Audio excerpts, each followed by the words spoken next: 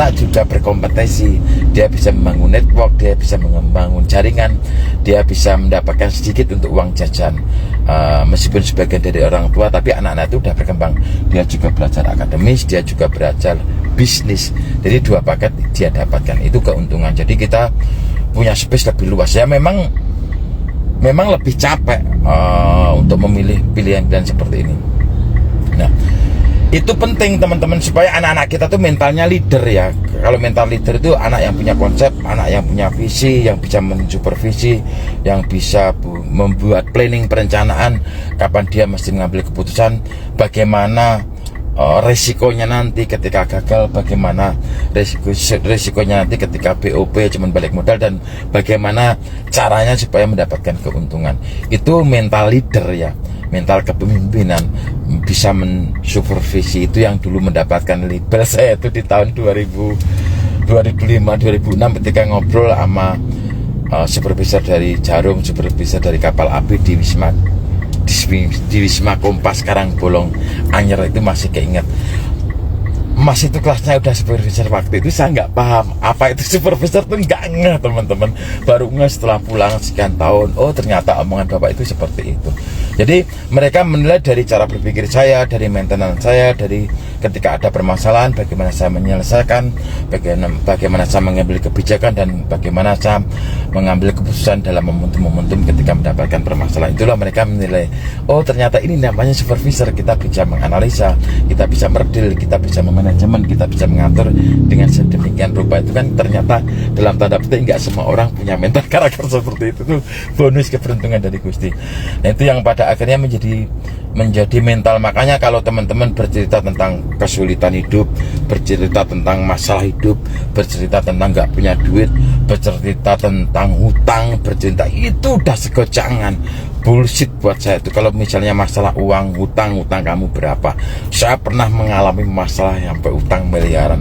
Istri saya juga pernah, saya nggak punya uang sama sekali, datang ke warung ngambil belanja.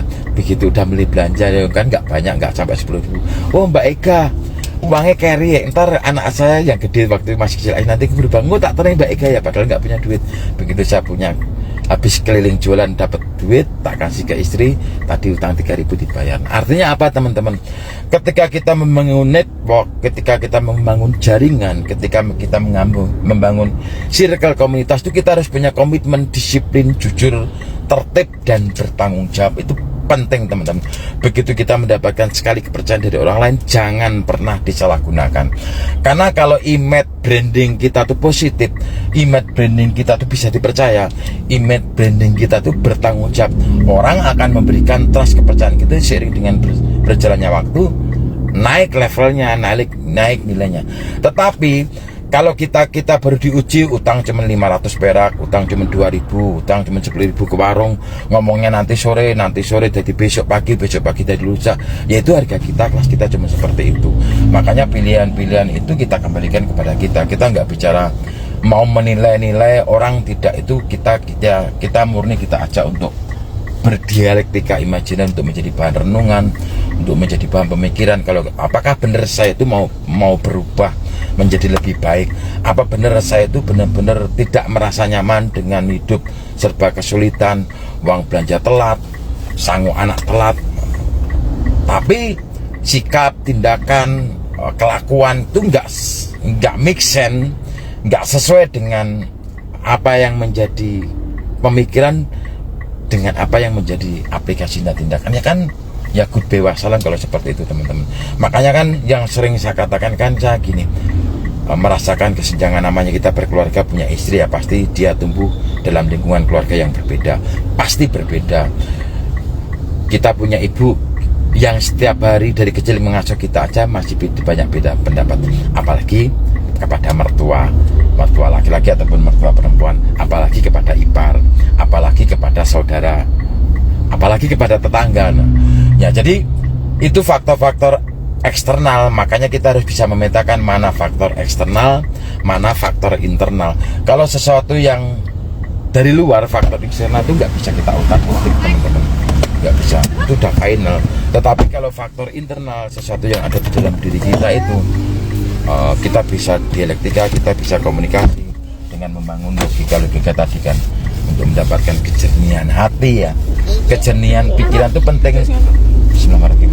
Kejernihan cara berpikir kita itu penting. Kita udah bukan cuman parameternya seneng nggak seneng, suka nggak suka, tapi di situ benar-benar kita bisa berjarak lah dari itu semua. Terus, ini kopi ini apa dengan anu kayak gak? Cuma tak tuh nih karamel macchiato. Jajal buka enak nggak? Kita sambil ngopi ya, ini perjalanan pulang teman-teman. Habis beli kertas roll edisinya habis. Makanya kita manfaatkan lah, santai kadang di rumah sambil jalan saat kan sambil apa namanya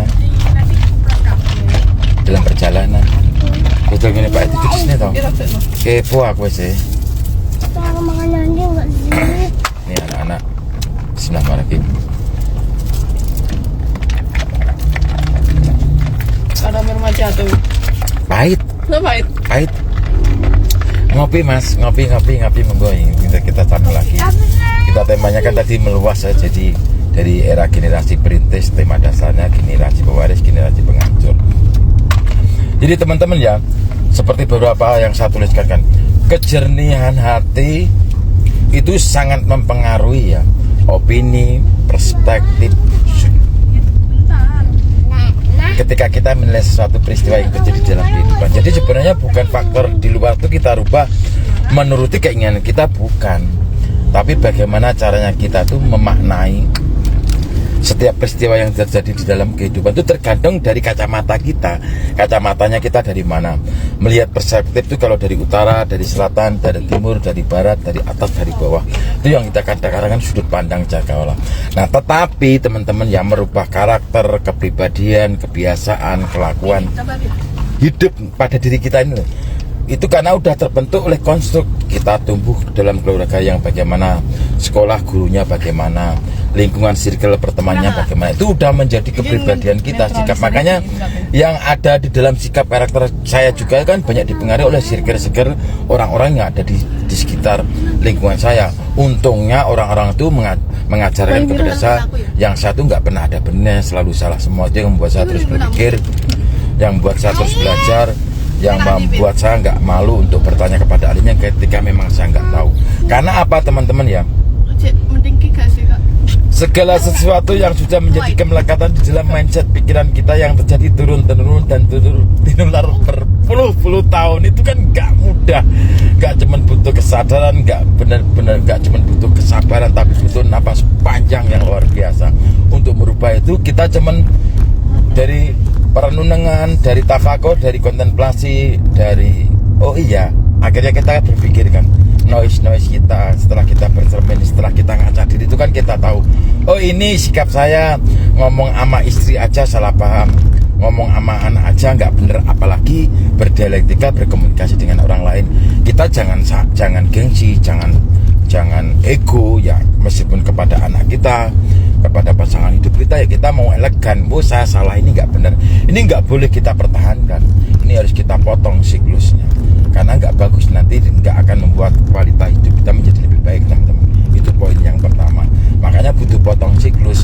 Potong siklus itu artinya segala hal ya, sikap, kebiasaan, cara berpikir dalam kehidupan kita tuh kalau baik, peninggalan ibu, mbah, leluhur, teman segala macam itu kalau bagus dan menambah kemanfaatan bagi hidup kita, meningkatkan kualitas kehidupan kita, itu yang mesti harus kita kembangkan, mesti harus kita elaborasi, mesti harus kita inovasi teman-teman, harus kita rawat dan jaga dengan baik. Tetapi sebaliknya teman-teman, dari sikap, kelakuan, cara berpikir, mental, cara kita ngomong, sopan santun, etika, kejujuran, tanggung jawab, segala hal kalau memang itu kita tuh nggak baik, omongan kita mencela-mencela, omongan kita nggak bisa dipegang, kita males, kita nggak bisa tepat waktu, terus kita berpikir kalau cara berpikir kita seperti itu, bagaimana kita bisa maju, bagaimana kita bisa berkembang, bagaimana orang mau ada kepercayaan sama kita, kan nggak mungkin.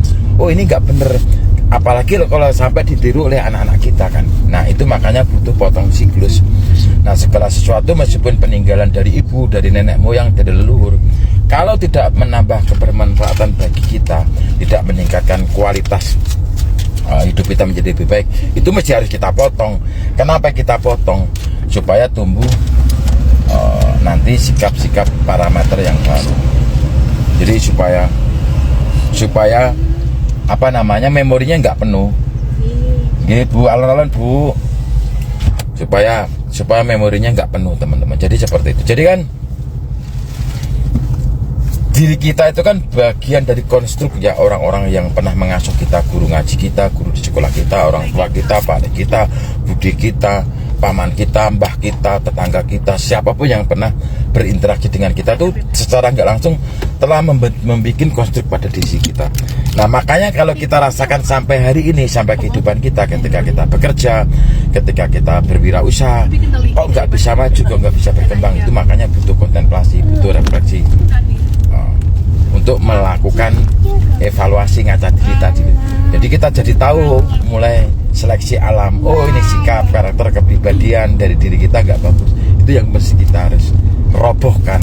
Karena untuk menjadi sebuah bangunan baru itu memang harus dihancurkan, dekonstruksi ulang, artinya memang dihancurkan untuk dibangun tatanan baru. Kayak konsep kebakaran di Los Angeles Amerika kemarin itu ya by design untuk membuat sebuah tatanan baru, memang tatanan bangunan kota yang lama ya dibakar kayak gitu. Kayak Israel perang sama Iran itu ya seperti itu, nanti ada konsep baru untuk pembangunan kota Tel Aviv dan seterusnya. Itu fenomena itu terjadi terus di dalam sebuah perkembangan peradaban di dunia, mulai peradaban prasejarah, era Yunani, era Romawi, era Persia, era keemasan Islam, bahkan di era-era kerajaan di Nusantara. Polanya sama teman-teman. Makanya kalau kita bicara jagat gede dunia ya, makrokosmos, mau kita jagat kecil ya, mikrokosmos dalam skala kecil, keluarga kita, usaha kita ya, itu sama. Makanya kita ambil polanya. Kalau kita nggak paham pola, nggak paham simbol, nggak paham kode, nggak paham kiasan, nggak paham analogi, nggak paham sanepan, nggak paham apa ya, kayak gitu itu ya susah. Makanya itu perlu kita belajar di situ teman. Kita harus banyak baca buku, jadi tahu, jadi kontekstual. Jadi iya ya, kadang kan untuk beberapa orang kan perlu penjelasan yang memang sampai itu memang perlu kita lakukan supaya orang itu benar-benar paham dulu dari konteks yang kita bicarakan itu apa. Jadi sebenarnya dari kebiasaan hidup kan kita ngeliat seseorang kan bangun pagi kerja, pulang sore tidur, bangun pagi kerja, pulang sore tidur, di sela-sela kegiatan itu kan ada makan, ada sholat, ada beol dan sebagainya. Itu kan pola-pola. Jadi kan orang usaha kan beda lagi, ada belanja, ada gulaan, stok barang segala macam, itu kan pola-pola seperti itu kan, kayak gitu itu teman. Jadi polanya ada puzzle-puzzlenya itu. Nah, makanya kan hukumnya itu pasti, hukum gravitasi itu terjadi teman-teman. Hukum gravitasi alam itu terjadi. Kalau kamu melempar batu ke langit ya, setelah sampai di titik tertinggi pasti berikutnya jatuh, pasti jatuh. Makanya ya orang tuh nggak bisa merasa sok benar, orang tuh nggak bisa merasa sok pintar, dan nggak bisa merasa sombong dengan apapun pencapaian di titik manapun. Makanya kita butuh edukasi, kita butuh sharing, kita butuh melihat dunia ya lebih luas tuh, supaya kita punya mental ya, sikap yang presisi, jadi bisa berjarak dengan semua peristiwa yang terjadi itu. Jadi kita bisa mengambil titik aman lah. Kalau pasar lagi sepi bagaimana, kita lagi panen raya bagaimana. Jadi disitulah kelebihannya orang yang punya wawasan sudut pandang yang luas tuh di situ. Kenapa Pak D kok kalau generasi perintis dia bisa mempertahankan, membangun sampai gede, generasi pewaris pada akhirnya bisa mengembangkan, minimal bertahan, terus generasi ketiga berikutnya kok penghancur. Jadi kan gini logikanya seperti ini teman-teman. Dalam kamera, udah santai aja nggak sinyalin. Karena kalau generasi perintis itu dia mengalami sulitnya ya berproses. Ketika mulai babat itu kan capek, berat, tantangannya luar biasa. Dia pasti cenderung jeli, teliti, dan hati-hati. Ketika disambung oleh generasi anaknya ya, generasi pewaris itu masih dia melihat bagaimana gigih dan uletnya orang tuanya untuk mewujudkan apa menjadi mimpi, apa yang menjadi cita-cita itu kan masih melihat. Jadi dia masih melihat kegigihan, keuletan dari orang tuanya untuk merintis sebuah usaha, untuk merintis sebuah perusahaan. Tetapi giliran orang tuanya udah nggak ada, nanti tiba di cucu atau cicit itu kan udah nggak melihat etos kerja kakek buyutnya